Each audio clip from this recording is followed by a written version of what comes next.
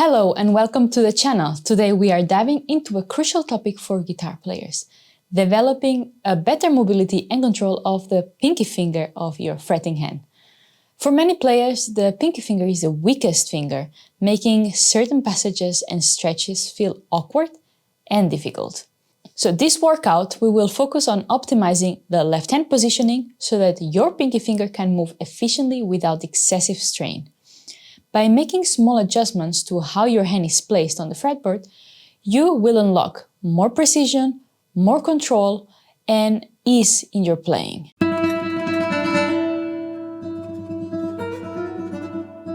So we're going to make 3 exercises, 2 with simple combinations, 1 vertical and 1 horizontal movement, and a combined one.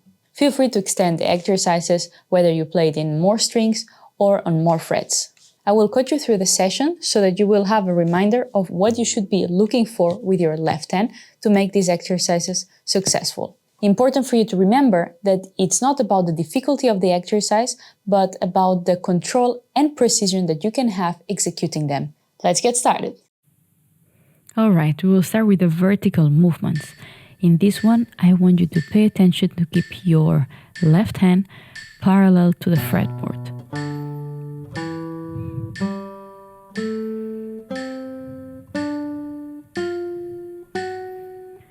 As you can see, I'm trying to keep the fingers moving the bare minimum, so try to stay as close as you possibly can to the string. And this is a combination 1-4 that is fairly easy to start because the other fingers 2 and 3 remain fairly easy around the same area that you're playing. But if it's not the case, just check if the second finger and your third finger are hovering over more or less the string that you are playing at every given time. So if you're playing the 4th string, make sure that the 2 and 3rd finger are also on the 4th string more or less and not all the way open, stretched or contracted. Alright, next on is the 2nd and 4th finger. That might be a little bit harder for the hand, but again, we are just working on positioning, on control and precision. So we are aiming that the fingers work the less we possibly can to avoid tension in the hand. These exercises are meaningful and useful when you slowly manage to reduce the amount of tension that you experience, that you have on your hand when you're playing them. We want to achieve the smallest movement from the knuckles, so the fingers stepping onto the string and going off the string with the smallest movement that you can. And with this, what we make is that the hand, the muscles on the hand are not needing to engage. We want to have these setup movements that I call, these regular movements, as easy and fluid as we possibly can. So here, try to keep track of your first finger, not stretching or contracting. Alright, we go for the combination 3 and 4. The goal is still the same. Do not move the fingers much. And here you might be way more busy controlling what 1st and 2nd finger do, much rather than the 3rd and 4th finger.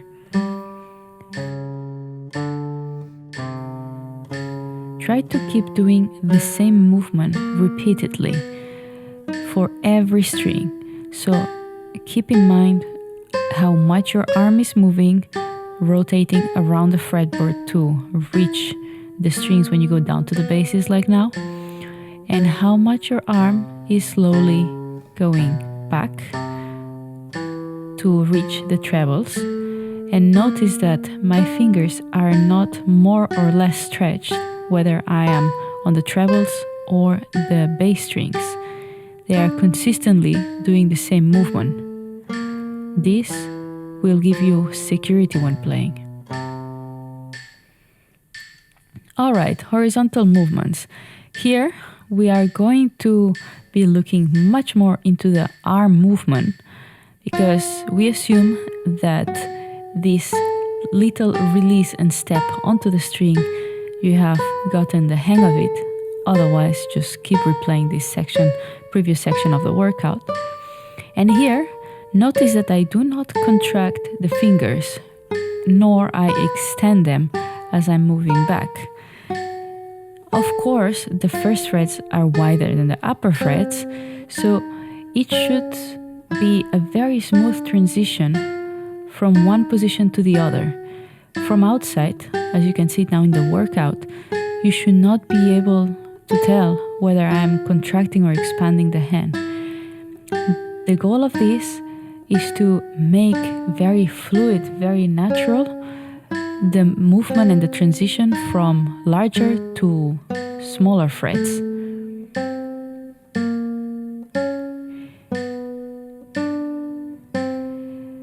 Now pay attention that when I place my fourth finger, the first finger lets go the tension.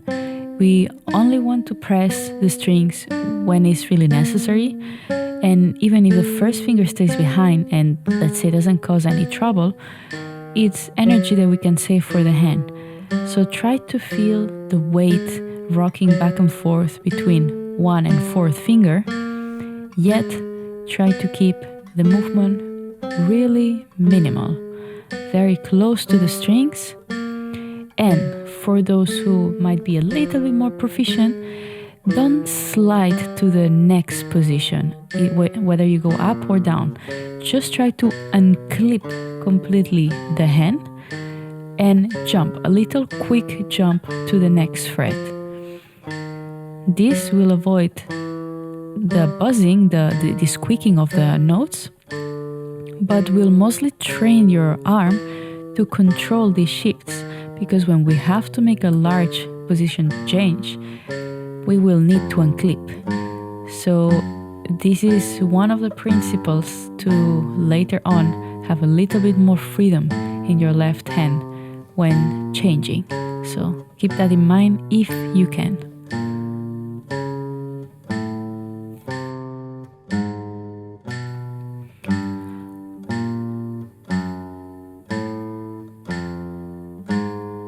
All right, now we go to some more finger movement. In that case, we are going to work on opposite motions. Okay, we're starting with 1 and 4. Now here we also have a release moment. In that case, it happens contemporary. So we do have the thumb behind that keeps us in position for the small moment where both fingers release the string, but try not to press with the thumb. It's just a contact point, but not a pressure point. And when we shift to one fret back or forward, you completely let go the thumb. So in all these exercises, try to notice if you're putting pressure with the thumb on the back of the fretboard. If you do, try to do them all again without any contact with the thumb on the back of the fretboard.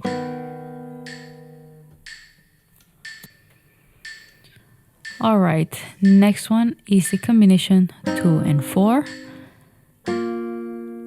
When doing the changes from 2-4 to the other way around, when we shift them, try to keep first and third finger completely unengaged.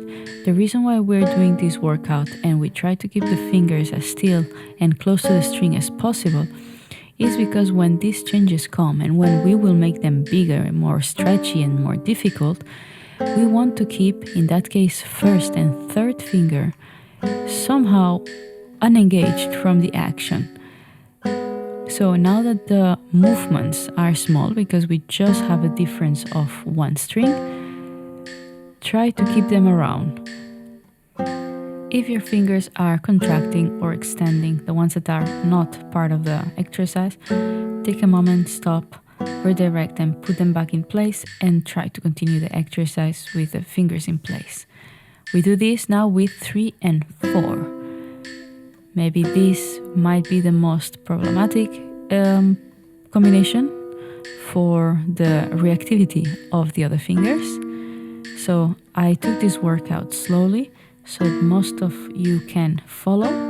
But of course, if some of you have done it a few times and you get the hang of it and you feel you can speed up, use the YouTube speed up function to raise the speed. If you raise the speed, that's going to train your hand pretty nicely. You hopefully will feel a little bit tired at the end of the exercise, and that would be a great workout. But the endurance practice is something that I want you to do as a second thing after you understand more or less and you control the movements that we're doing with the left hand. Great job in completing this first workout. By improving your left hand positioning, you are setting up a solid foundation for more advanced mobility exercises. If you are ready to increase your pinky finger strength and you can see that you're comfortable with the motion that we were doing today, be sure to check out part 2, where we take these concepts into the next step with further contractions and extensions. You can expect the link to be in the description when the next video comes available. As always, thank you for watching, subscribe for more content like this, and see you in the next video.